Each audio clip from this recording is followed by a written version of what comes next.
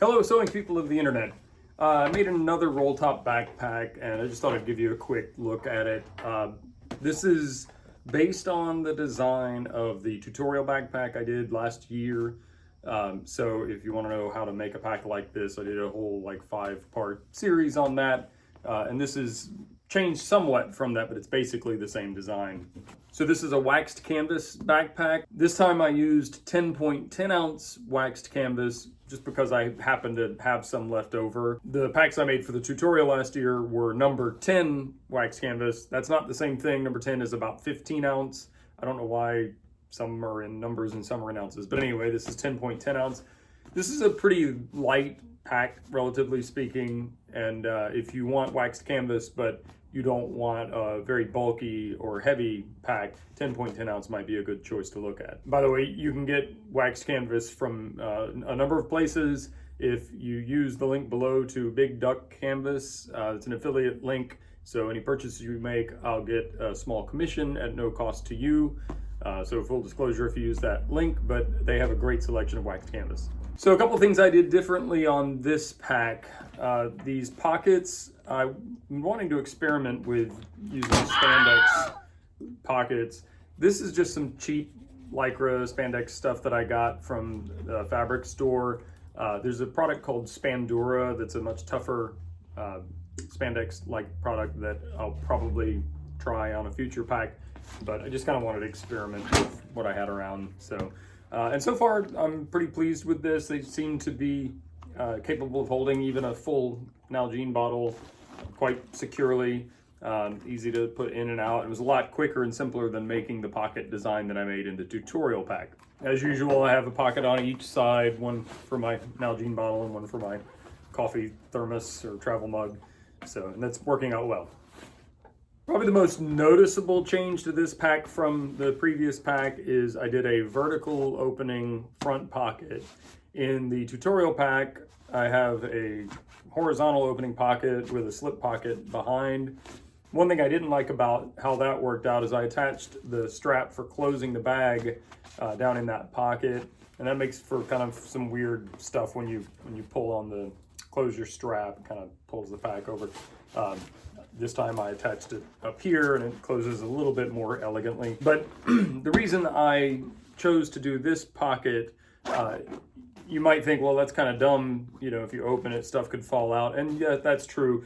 Right now there's no organization in this pocket, but I'm actually gonna make an organizer that'll slip in here to hold my multi-tool and pens and stuff. And the idea being that I can just take that whole thing out and use it in another pack maybe.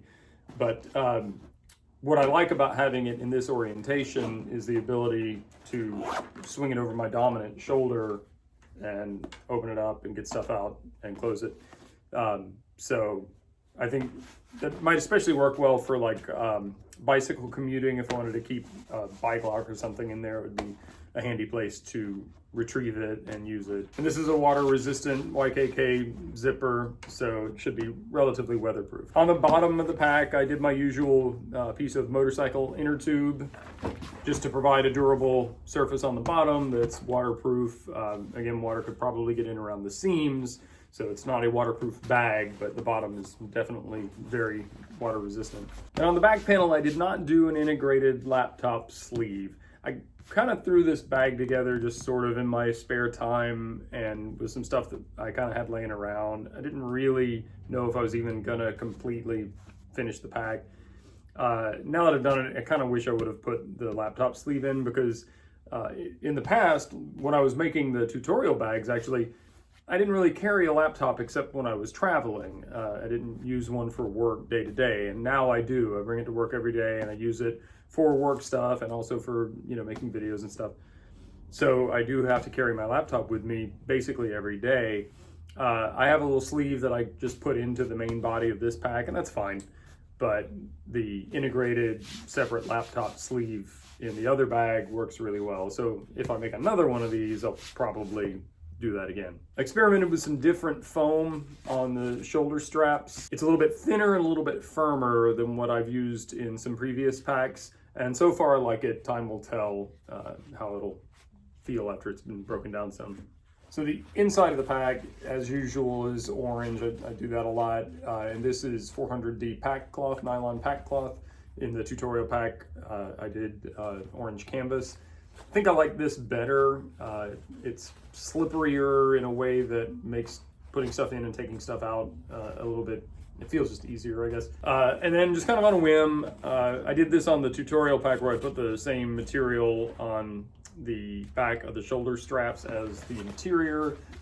And when I did it this time, I was really a little bit trepidatious about it. So I don't know, that's, you know, the earth tones, brown and gray, which is already kind of a questionable color scheme. By the way, the brown and gray combination is purely because I did not have enough of the brown material. But anyway, I decided, what the heck, I'll go for the orange. I really like it now. Like, somehow, like, in real life, in the real world, it just looks right. You know, it's just a nice pop of color, but it's not obvious.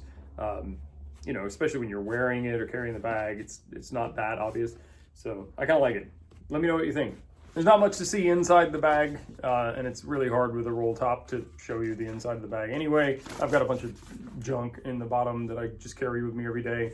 I still have the same opinion about roll tops as I had when I made the ones for the tutorial. I think roll tops work best in a situation where you're going to put a bunch of stuff in the bag, close it, take it somewhere, and then open it and take all the stuff back out, as opposed to in a situation where you need to open your bag and get item A out, and then later on you need to open it up and get item B out, and then later on you need to take both of them. You know, if you're in and out of your bag a lot and you have different things that you need at different times and you need more organization, then I'm not a big fan of a roll top for that. Now, I do carry, you know, for the last several months I've been carrying this or my previous roll top as my everyday bag, and it's been great.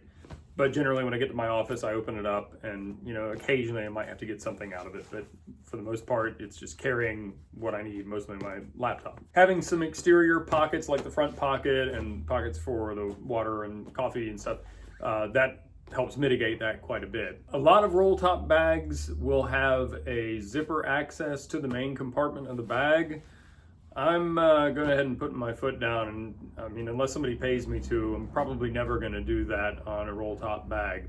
To me, it makes no sense at all. If you're going to have a zipper access to the main part of a backpack, then to me, you might as well just have a zipper backpack. The whole point of a roll top is it's more secure and more weatherproof. And to me, if you're going to put a big zipper on it, then that sort of negates that advantage. The disadvantages of a roll top are that it's more difficult to open and close, to see inside, and to get to your stuff. The only reason to do that is to have the extra security and extra weatherproofness afforded by the roll top closure. If you have a big zipper that could unintentionally be opened and allow your belongings to come out of your bag, this is useless. So I'm probably never going to put a large zipper to access the main compartment of a roll top backpack. It makes no sense to me. If you think I'm wrong, post it in the comment section below, but you're gonna have a hard time convincing me. One other quick detail, I went back to the polished stainless steel Cobra Buckle. This one was actually given to me by Austrialpen for the tutorial series. I ended up using an orange buckle on the tutorial bag instead because of the color combination, but I did want to use this awesome buckle. I really like these a lot. And then I happen to have just a couple of metal tri-glides that came to me in a collection of other stuff that I bought. So to keep the look consistent, I added those on the bottom of the straps. And the strap is pretty much the same as in the tutorial. It's just 17337 webbing that's sewn to a sandwich of foam and the exterior material. I sewed this down in kind of a daisy chain. I think there's about 1.5 inches or so, maybe 2. I don't remember what I decided on. So you could put a sternum strap or hang stuff from it. Not really a whole lot of design thought went into that. Anyway, it's my most recent roll top backpack, at least in terms of making packs for myself. I think I'm ready to hang roll tops up for a little while. They are pretty easy to make and they're versatile and handy to have around. This makes the third roll top backpack that I have and I really don't even need one. If you have questions or comments, post them in the comments section below. If you like what I do here, clicking like really helps. There's some information in the video description about how you can also help support the channel by buying stuff from my Teespring store. If you're not a subscriber, I'd love to have you join me as a subscriber. Thanks so much for watching. Take care. Can I have a kiss? Thank you, buddy. You're a good boy.